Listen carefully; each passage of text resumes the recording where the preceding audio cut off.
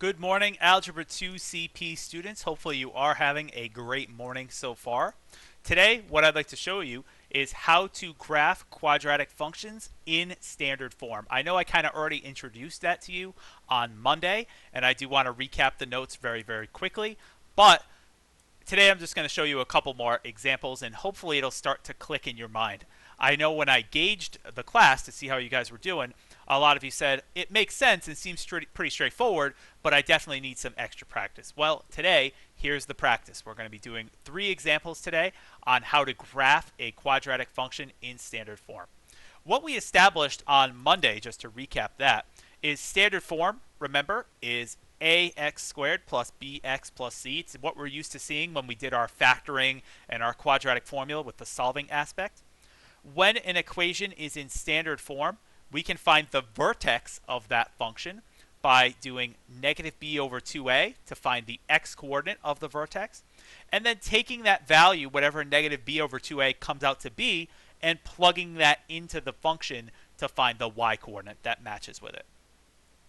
Once we do that, the rest of our problem-solving process is very similar. We put the vertex on the graph, we plot that point, we create our table of values here with the vertex in the center, a couple points on the left, a couple points on the right. Take those values, plug them into the function to get their corresponding y-coordinates, plot them on the graph, and reflect to the other side. And then, of course, we can do the domain, range, axis of symmetry, maximum or minimum value, and end behavior. All right, so I want to just show you 3 examples of that today, like I said. So let's get started. All right, starting with this first example here. Ready? I'm going to ask you to sketch a graph of f of x is equal to 2x squared plus 8x plus 10. Okay, that's our quadratic equation in standard form. Again, maybe just to write it over here to remind you, our standard form is ax squared plus bx plus c, and the vertex is negative b over 2a for the x-coordinate, and then f of negative b over 2a, which just means to take whatever negative b over 2a was, some number, and plug it in for f. Right? Plug it into the function. Well, that's exactly what I would do. In order to get started, I want to try to find my vertex. I would say that the x-coordinate is negative b over 2a, as I mentioned, which in this case is going to be negative 8, because this is a, b, c. Negative 8 over 2a, 2 times 2, which is negative 8 over 4, and negative 8 divided by 4 is negative 2. So we established that the x-coordinate of the vertex is negative 2. That's great. That's fantastic. We can now find the y-coordinate of the vertex by saying, well, let's just take negative 2 and plug it in. F of negative 2. What y-coordinate matches up with negative 2? It would be 2 times negative 2 squared, which is plugging it back into the function, plus 8 times negative 2 plus 10. Let's see what we get. Negative 2 squared is positive 4 times 2 is positive 8, plus negative 16. 8 plus negative 16 is negative 8, plus 10 is positive 2. Right? That's going to be negative 8 plus 10, positive 2. I almost said negative 2 by mistake. Got confused. But since we found that our x-coordinate of the vertex was negative 2 and our y-coordinate therefore is positive 2, we know that the vertex is at negative 2, 2.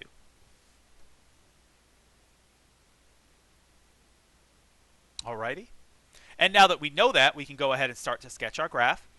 Good idea is to get like a mental picture of what my graph is going to look like. So I'm going to sketch my coordinate plane a little off center here. Notice my vertex is going to be over here in the negative at negative 2, 2. And this stretch of 2 means that my graph is going to be facing upwards because it's positive. And the fact that it's a 2 means it's going to be a little steeper than usual. So I'm going to make a lot of room up at the top there. Hopefully we can fit this graph on there. Negative 2, 2 is right here. And now I can go ahead and create a table of values and figure out what the other points should be, just like with vertex form. So I have my x, I have my function. In this case, it's 2x squared plus 8x plus 10. My x-coordinate of the vertex was negative 2. We'll put that right in the center, which matched up with 2. We can now go ahead and plug in 2 values to the left, and two values to the right. That's going to be -4, -3, -1, and 0. We're just counting around that vertex. I would now take these values, plug them into my function, and see what I get. You could do whichever half you'd like, just like with vertex form. I'd personally probably pick this half. I think -1 and 0 are probably going to be easier numbers to work with. Let's see what we get. But you could do this one if you wanted to. -1 goes in. Sometimes it's beneficial to write it out, especially with standard form when you have to plug in twice. We could say f of -1 is 2 times -1 squared plus 8 times -1 plus 10. That's going to be equal to, let's see, -1 squared is +1 times 2 is +2. 8 times -1, -8, and then plus 10. So 2 minus 8 is -6, plus 10 is what? +4, correct? So we would say that -1 matches with 4. There's a point of -1, 4 on the graph. Now we plug in 0. That's a pretty easy one to plug in. We'd say f of 0 is 2 times 0 squared plus 8 times 0 plus 10. Again, you don't have to write it out, but I found in the past a lot of students think that's helpful because there's two plug-in spots for x, right? There's two spots where we're taking this value and substituting it into our formula, as opposed to vertex form where there's only one. Well, the math here is pretty easy. This is 0, this is 0. We just get that f of 0 is equal to 10, meaning our next point is at 0, 10. Hopefully we can fit that. 1, 2, 3, 4, 5, 6, 7, 8, 9, 10, right at the top there. I see that half of the parabola taking shape exactly as I expect it to, because we know it's upwards facing and a little steep. We can now reflect over to the other side, mirror image points, and draw in our parabola.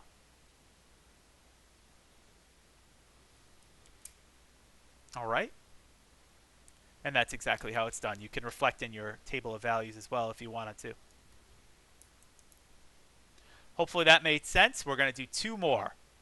We are not today going to do domain, range, axis of symmetry, maximum, minimum, and end behavior, because you should be able to do them at this point. I sincerely hope so. And if not, please make sure you reach out to me. All right, and you can go back and watch them in the vertex form videos as well if you need to. But I just kind of want to keep it moving along here and show you as many examples as I can. Let's do the next one. How about something like this? F of x is equal to 1/2 times x squared minus 4x plus 5. Don't be scared of the fraction.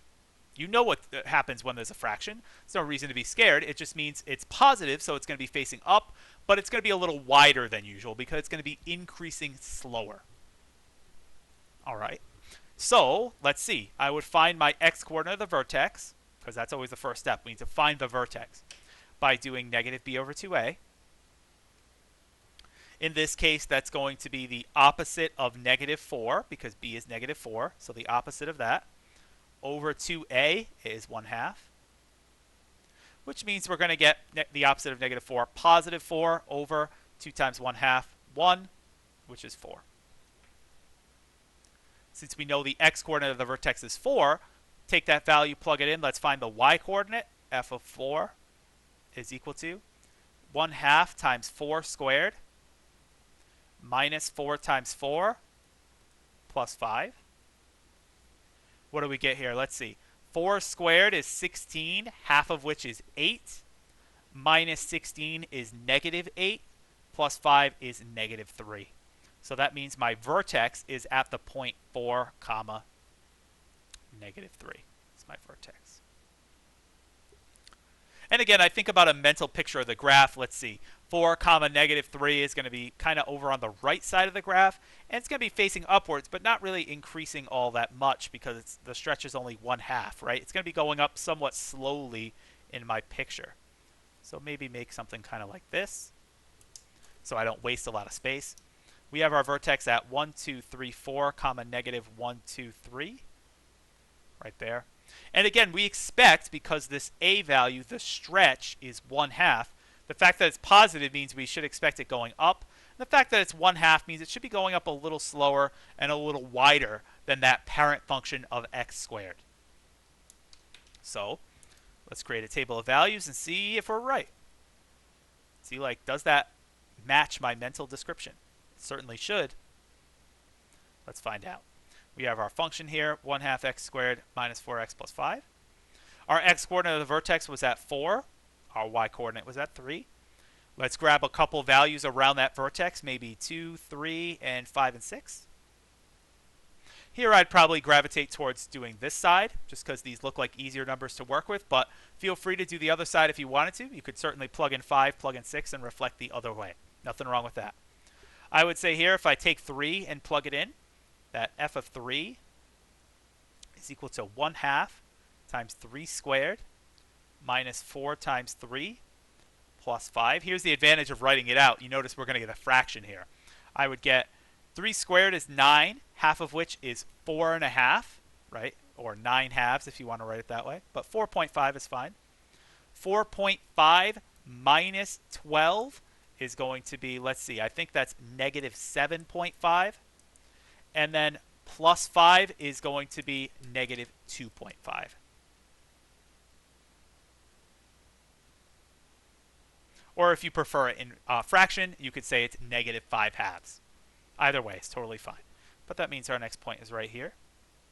And that's okay getting a decimal. If you notice, it's matching exactly what we said. It should be increasing a little slower, right? If I take 2 now and plug it in, we could say, well, f of 2 should equal 1/2 times 2 squared minus 4 times 2 plus 5. See what we get. 2 squared is 4. Half of 4 is 2. Minus 8 is going to be negative 6. Plus 5 is a negative 1. And so our next point is right here, 2 comma negative 1. Right about there. And if you notice, it is in fact matching my mental description. It's going up, but it's going up a little slower and a little wider than usual. We can now reflect over to the other side, reflect over to the other side, and sketch my graph, just like that.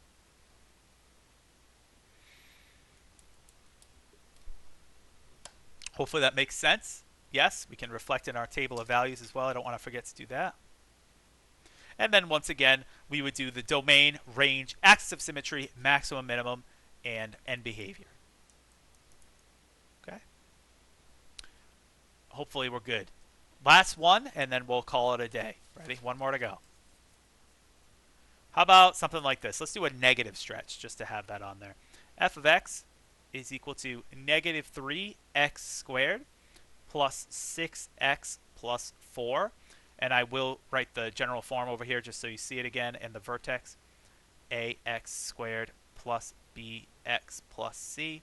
And the vertex we know is, the x-coordinate is negative b over 2a. The y-coordinate, we take that negative b over 2a and plug it in. We write that as f of negative b over 2a. So let's do exactly that. To find the vertex, x-coordinate, we would say, well, that's negative b over 2a. In this case, that's going to be negative 6 over 2 times negative 3, which will be negative 6 divided by negative 6, which is positive 1. Since we know the x-coordinate of the vertex is positive 1, we can find the y-coordinate by just taking 1 and plugging it in to say, well, f of 1 is negative 3 times 1 squared plus 6 times 1 plus 4. That means we get, let's see, 1 squared is 1 times negative 3 is negative 3. Plus 6 is positive 3 plus 4 is positive 7. So that means our vertex is located at the point 1, 7. And that may seem like it's pretty high up on the graph, which it is, but notice what the shape of this graph is going to be. I said at the beginning we were going to do a negative stretch. So that negative stretch means that vertex, it will be the maximum, right? The graph's going to be opening downwards. And the fact that it's a negative 3 means it's going to be going downwards quite steeply, right? It's going to be pretty thin and narrow, right? So let's see how we can sketch this to best utilize our space here. Maybe something kind of like this. And something kind of like this.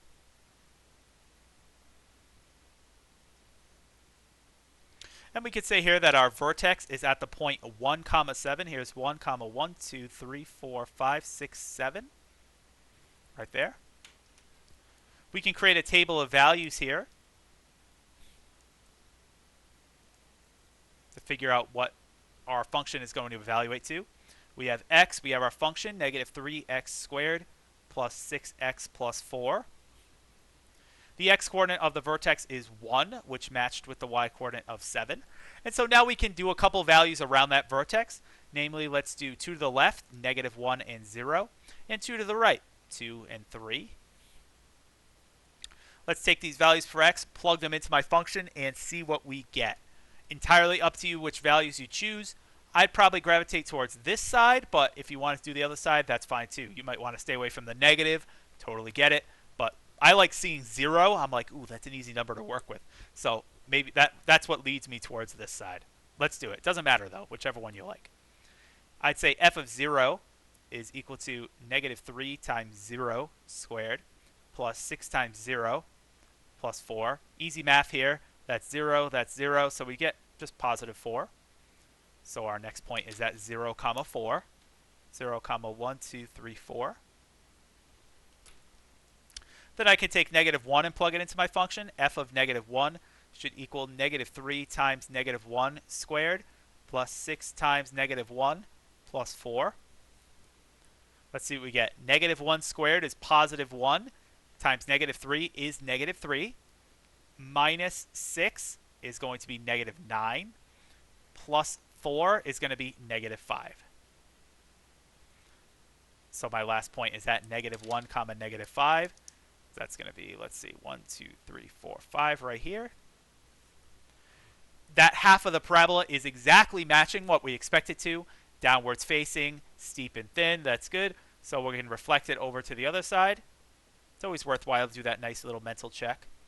Mirror image over to the other side, and we can draw our nice parabola. This one's a little tough to draw because there's a lot of distance to cover here.